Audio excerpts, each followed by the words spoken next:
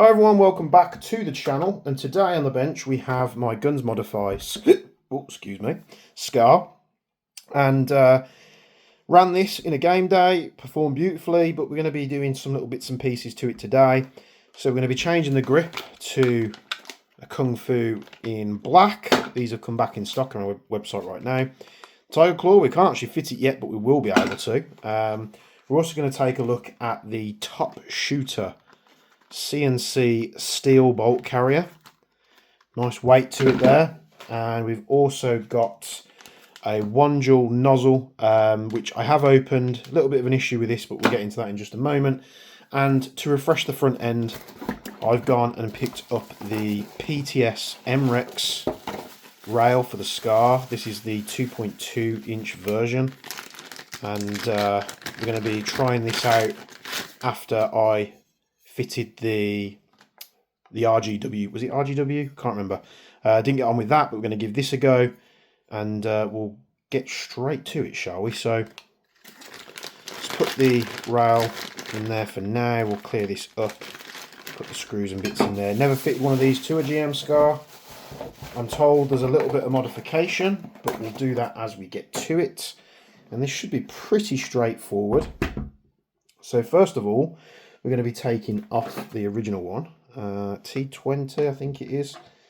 So we've got one countersunk screw at the back here, which is a little bit tight, but there we go. So one countersunk. We've got one at the front as well. I will be keeping the original front end because I have the launcher, so if I decide to run the launcher, I'll just fit the original front end back on, and then we can fit the launcher as well. Right, to take this off, we've got a couple of screws that we need to sort. So we've got these encapsulating screws in the front here, one on each side. So 1 and 2. Before we do the rest, what we'll do is we'll take the lower off. So let's give that a quick tap out. Pull that out there. And then we also have these T20 screws, 2 on each side, which secure the barrel to the receiver there. We'll spin these off. I don't actually need the downgrade nozzle. I just picked one up as a spare, and because it said 1-joule, I was like, well, it's good to have. But looking at it closely, I'm going to warn you against this in just a moment. But once we've done that, we can hopefully slide this forward. Make sure we've pulled all these screws out the way. We should be able to lever this forward. I'm not sure if I need to release the barrel. I think I do to get that clamp out. So there's the original clamp. The MREX rail, never fitted one of these before, so I'll be honest with you, I'm not sure how this is going to go. We'll try and sort of suit it up. We might have to modify this piece here, so let's take that off. We're going to need a 3mm, I believe. 1.5, 2.5, I believe that's a 3. There we go. And take a look. So I was talking to Andy at HC2, and he said this isn't a difficult thing to do, but we'll see how we get on with it. So we've got 3 of these screws. We've got the clamp, and we'll have to see how this goes in. Will it fit? Not too sure. I think let's pull these off as well, because we're going to have to get those rails out the way. So we're going to need a 2.5 for that. And we're going to hear the clamps drop, so don't worry. We'll clean those up in just a second. So we pull those screws out. We'll do the same on the other side. Again, another accessory part where nothing is included with it to show you like where all the screws and that go, but we'll get to it. So let's pull this barrel out just because I want to extract these pieces here. I don't believe we need them for anything on the MREX, so we're going to pull them out here. Can we extract this? Do we need to pull the front off? Or is that going to be able to slide out? I think we have to pull this front bracket off. So that also looks like a 2.5.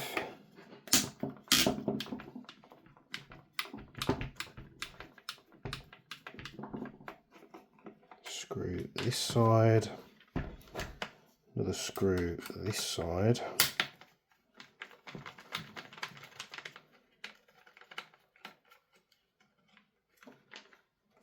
Should be able to pull this out now to extract that. There we go. This is actually the part that latches the bolt, I believe. There we go. We've pulled that out, so this would usually situate like this, I believe. So we've pulled all that out. We don't need any mounting points for that, so we're going to have to mount to this section here. So that would have to go in like so. We do have screws included. Not sure where these go, but we'll give it a shout.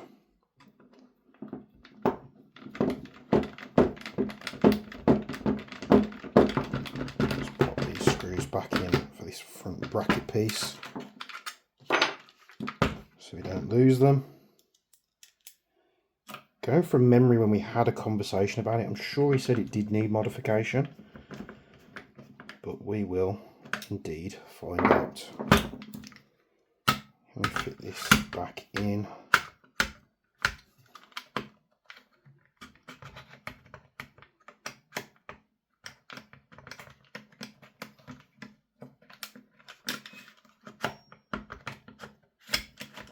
Yeah, that could go in. This, I presume we push in like that. Let's line these screws up. We'll just pop one in each side. Just loosely to hold it in place.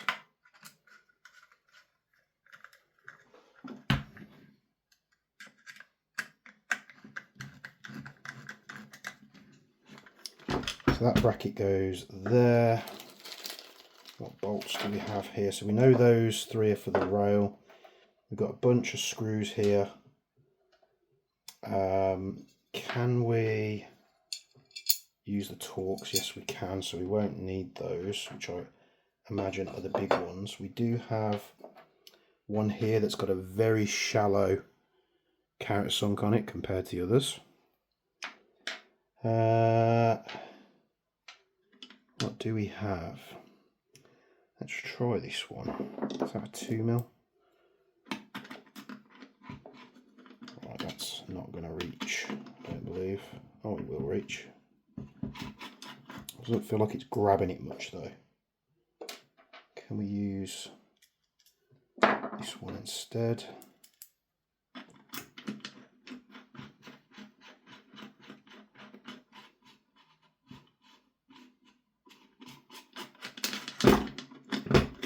Spin that out. So that's got a shallow countersunk on it like that.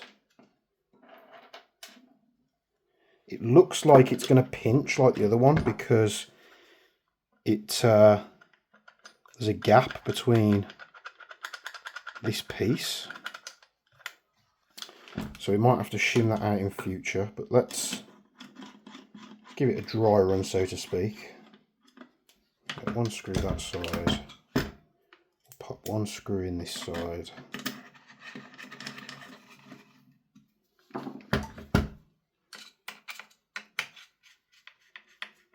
So that is going to pinch the receiver in.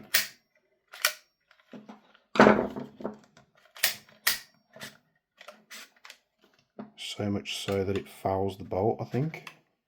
Yeah. So we're going to have to come up with a way to shim that out.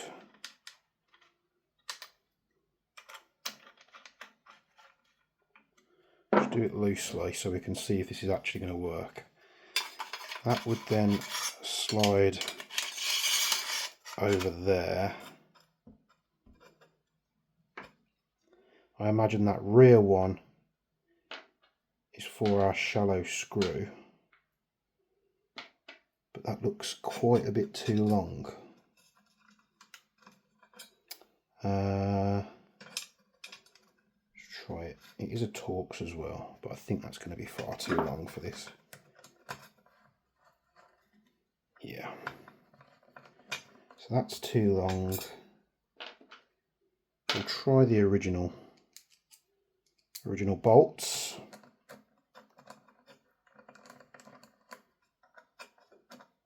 I suppose that would work.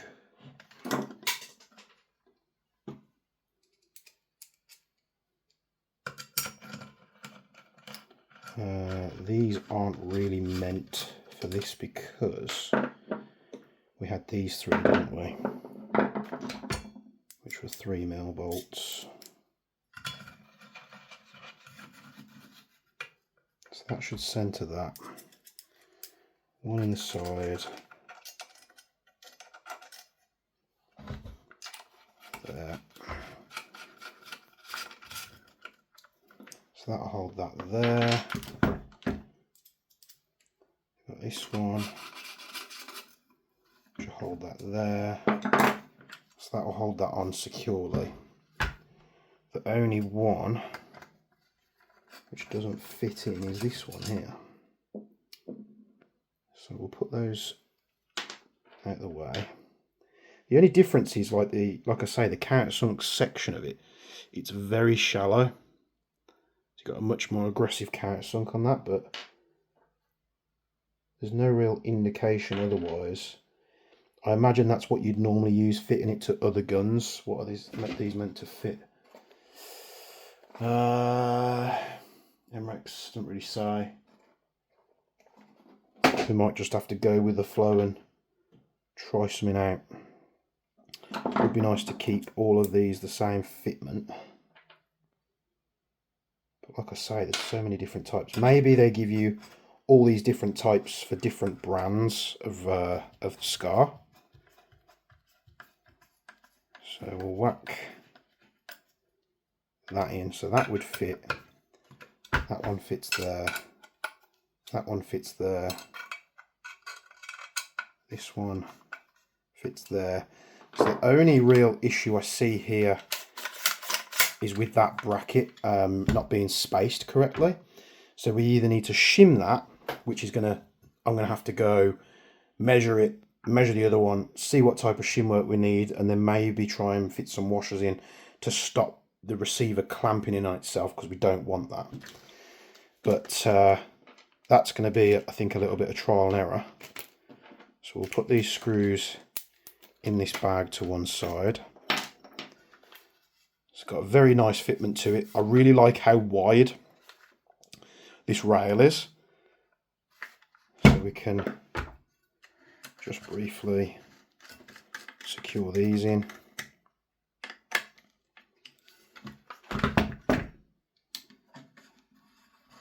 This rail is obviously, it's been out for a while. It's not really meant for the GM Scar, but I'm sure we can make it work. So that's our rail fitted on there with our lower on. I'll just very loosely put it in there. Gives it a much more slimline look. We get proper M-LOK attachments, unlike the other one. We can fit our grip down here, which we can do that actually now. So for the grip, we'll be fitting a Difrico Tiger Claw. This Difrico stuff is really popular at the minute, and I'd like to think that we've had a bit of a hand in that, because we've been pushing it pretty hard. Every time I buy this, excuse me, every time I buy this stuff in, we're having to quite heavily increase the quantities that we order it in, because it's just flying out of stock so quickly. So we had all the other colours in stock, but black is obviously the most popular colour but we have recently just restocked all this stuff, so you'll be able to get it. The grip I would probably situate towards the rear.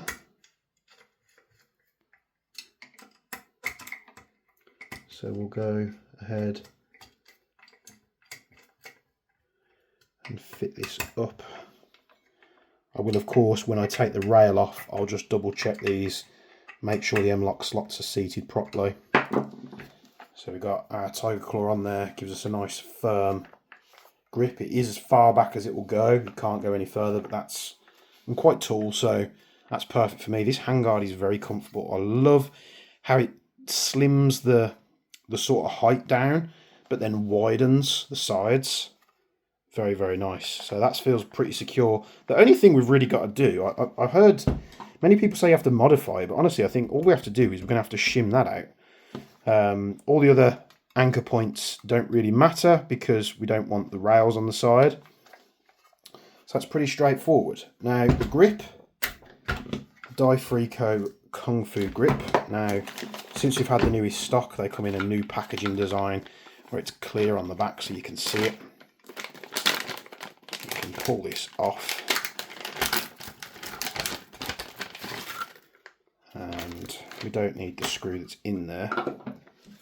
Take our lower, I think it's going to be a 4mm if it reaches, just spin this screw out. The only thing that's really going to be left tan on this is the lower and the upper receiver. We've kind of blacked it out elsewhere, but it's got this nice two-tone look to it. I quite like it. So I'll spin this out. We can of course reuse that bolt and the nut that it uses, but the problem with these is when you put it up there, it fouls the receiver. So you see there's a gap. Now you can modify these. There's a fair few people that have done it. I'm going to try a new thing, which again Andy at HC2 told me. I mean, basically it's kind of genius when you think about it, as long as you don't mind potentially damaging your grip. And what he said he'd done is he just heated this up with a heat gun, put it on the gun, and then just torqued the screw in, and that moulded it to the receiver. So we can try and give this a go.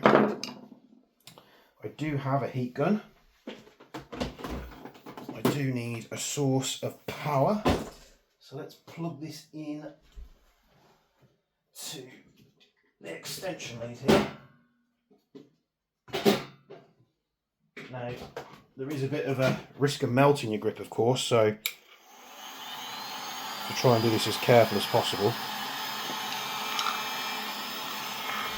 We're going to put that, apologies for the noise, we're going to put the screw on the driver ready. I don't think you do it with a hairdryer. This is a heat gun, so it applies a lot more heat.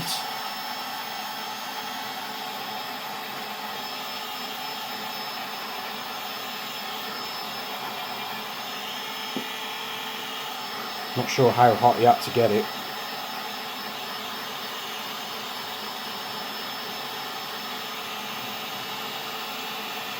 I'm just going to warm this up.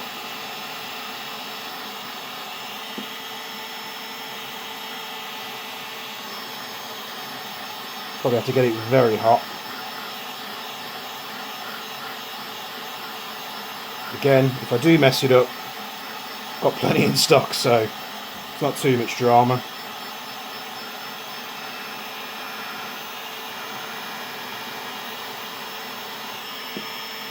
How are we doing?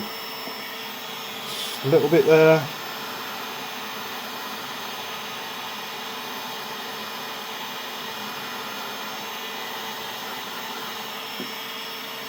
Yeah, we're getting there.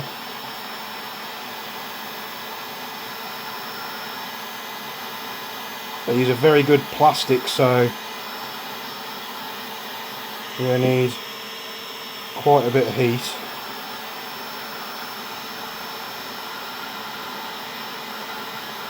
This is a first for me, so I'm not really sure where the sweet spot is.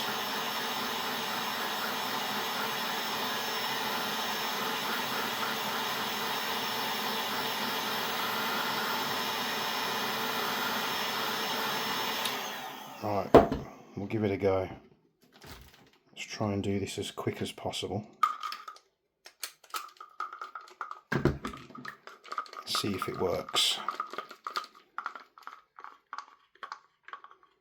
It does indeed work.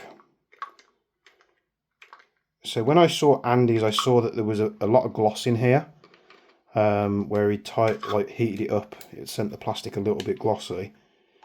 On mine, I don't have that issue. It's not so much melting this to come open. You're melting the tang of the grip to sort of push this way. But it's on there. It is indeed on there, so this method does work.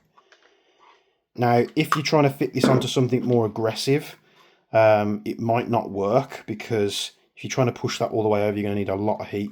That is very, very hot. But you are going to need something like a heat gun to get it extremely hot. I don't think a hairdryer is going to cut it.